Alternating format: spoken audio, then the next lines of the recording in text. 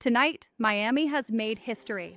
In a stunning political upset, Eileen Higgins has become Miami's first Democratic mayor in 30 years and the first woman ever to hold the office.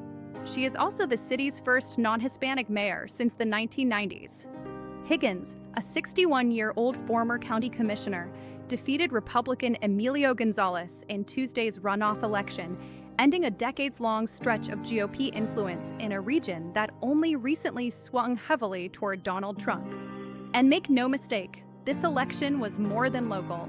It was widely viewed as a barometer of the growing national pushback against Trump during his second presidential term. Miami-Dade County shocked the nation in 2024 when it backed Trump by historic margins, the first time a Republican carried the county in over 3 decades. But that momentum evaporated last night as voters turned decisively toward Higgins. She had already led the initial round with 36% of the vote before entering the runoff. Republicans fought hard to keep control. Party heavyweights, including Trump himself, rallied behind González. Trump even posted 2 endorsements on Truth Social, although he misspelled González's name both times, linking him to his agenda on border security and tougher action on so-called migrant crime. But Higgins centered her entire message around immigration too, just with a very different approach.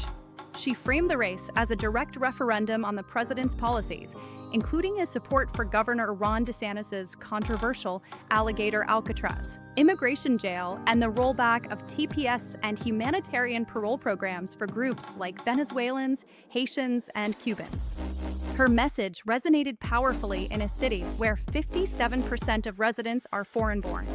We are an immigrant-based place. That's our uniqueness. That's what makes us special.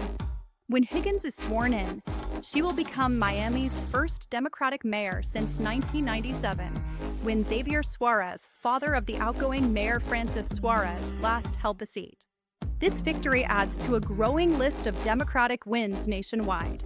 Party leaders, including DNC Chair Ken Martin, had flagged the Miami race as a potential bellwether. Local Democrats say Higgins's win reflects public frustration with immigration crackdowns, rising living costs, and Miami's escalating housing and insurance crisis.